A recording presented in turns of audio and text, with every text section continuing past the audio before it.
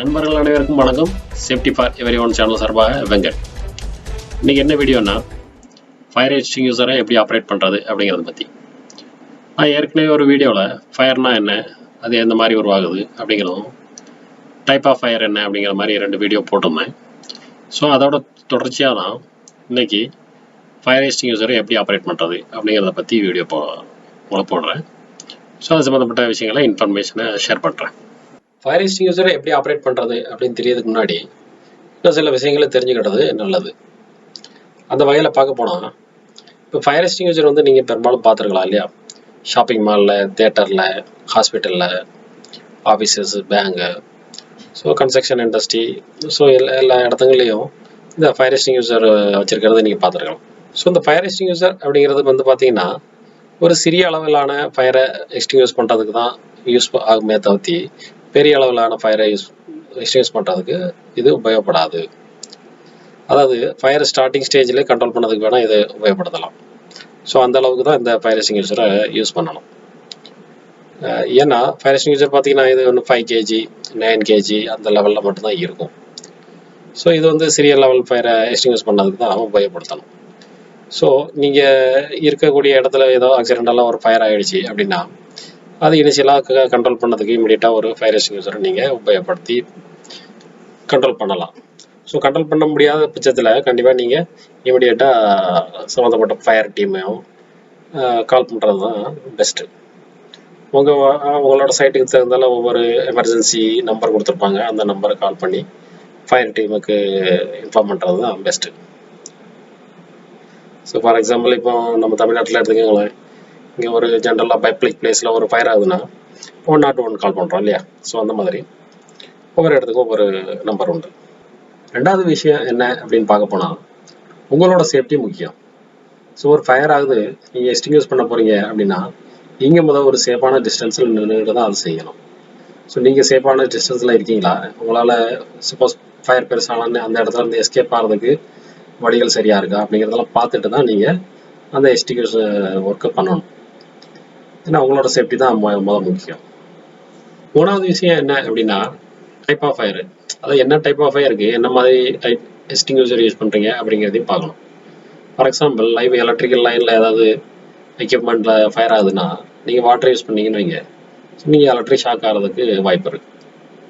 அதே மாதிரி பைரோஃபாரிக் material store பண்ணியிருக்க இடத்துல ஃபயர் ஆகிடுச்சு அப்படின்னா, அங்கே நீங்கள் வாட்டர் யூஸ் பண்ணாலும் பைரோஃபாரிக் மெட்டீரியல் வந்து வாட்டரோட ரியாக்ட் ஆகி இன்னும் அது ஃபயரை இன்னும் நல்லாவே ஸ்டிமுலேட் பண்ணி அதிகப்படியான ஃபயர் தான் ஆகுமே தவிர்த்து எக்ஸ்டிங்யூஸ் ஆகாது. ஸோ இதுவும் கவனிக்கணும்.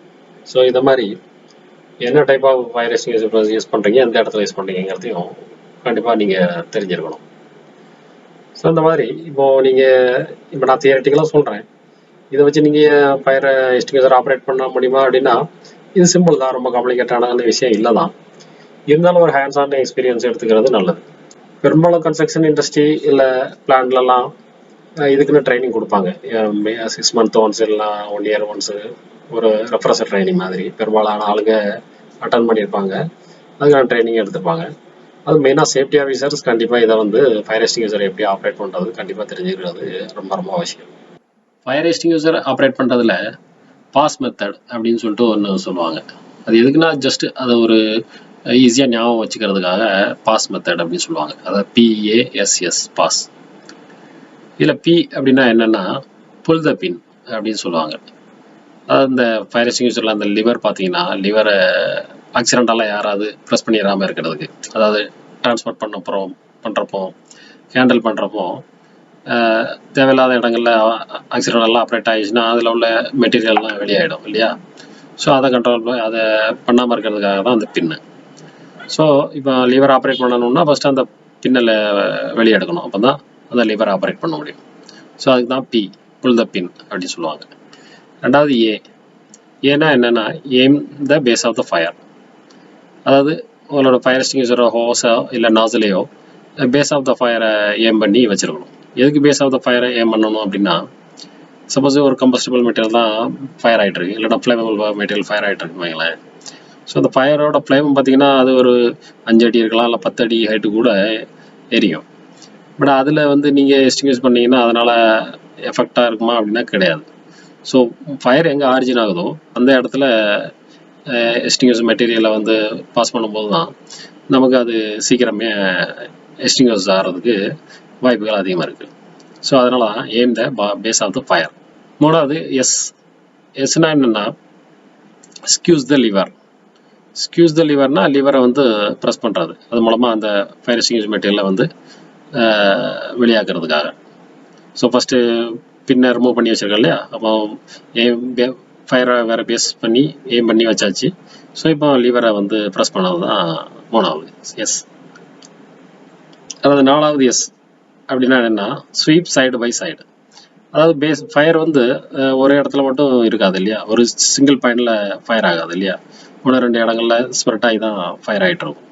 ஸோ அப்படிங்கும்போது நம்மளோட அந்த ஹோஸையோ நாசிலையோ ஸ்வீப் சைடு பை சைடு, இந்த சைடு லெஃப்ட்டு ரைட்டு அப்படின்ட்டு ஸ்வீப் பண்ணிக்கிட்டே இருக்கணும்னா இருந்தால் தான் உங்களுக்கு அந்த எல்லா இடத்துலையுமே ஈக்குவலாக அது பாஸ் ஆகி உங்களுக்கு ஃபயர் வந்து எக்ஸ்டிங்யூஷ் ஆகும். ஸோ இதுதான் பாஸ் அப்படிங்கிறது, PASS. ஸோ இந்த முறைப்படி தான் ஃபயரை எக்ஸ்டிங்யூஷ் பண்ணணும். பெரும்பாலான ஃபயர் எக்ஸ்டிங்யூஷர் பார்த்தீங்கன்னா இந்த மாதிரி டைப்பில் தான் இருக்கும். ஒரு சில ஃபயர் எக்ஸ்டிங்யூஷரில் ஆப்ரேட் பண்ணதில் சின்ன சின்ன வித்தியாசங்கள் இருக்கும். நான் ஒர்க் பண்ண இடத்துல சில இடங்களில் பார்த்துருக்குறேன்.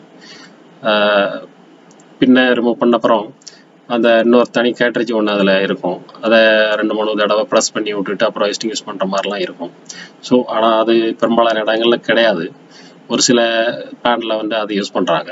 ஸோ அந்த மாதிரி இருக்கிற இடத்துல நீங்கள் யூஸ் பண்ணி தெரிஞ்சுக்கலாம், கற்றுக்கலாம். பட் பெரும்பாலான நீங்கள் பார்த்தீங்கன்னா எங்கள் எல்லா இடத்துலையும் பார்த்தீங்கன்னா இந்த காமனாக இந்த மாதிரி எக்ஸ்டிங்யூஷர் தான் இருக்கும். ஸோ இது வந்து ஈஸியாக இருக்கும் எல்லாருக்குமே ஆப்ரேட் பண்ணதுக்கு.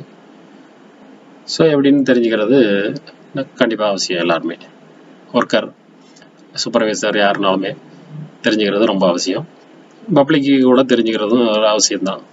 ஏன்னா பப்ளிக் பிளேஸில் ஒரு இடத்துல ஃபயர் ஆகிடுச்சுன்னா எப்படி ஆப்ரேட் பண்ணுங்கிறது தெரிஞ்சு இனிஷியலாக ஃபயரை கண்ட்ரோல் பண்ணால் ஸோ அது மூலமாக ஏற்படக்கூடிய மிகப்பெரிய இழப்புகளை தவிர்க்கலாம் இல்லையா. ஸோ அதனால் எல்லோரும் தெரிஞ்சுக்கிறது நல்ல விஷயந்தான். ஸோ இந்த வீடியோ மூலமாக நான் சொன்ன தகவல்கள் உங்களுக்கு ரீச் ஆகிருக்கும்னு நினைக்கிறேன். ஸோ டவுட் எதாவது இருந்ததுன்னா கமெண்ட் பண்ணுங்கள், வீடியோ ஷேர் பண்ணுங்கள், சப்ஸ்கிரைப் பண்ணுங்கள். நன்றி.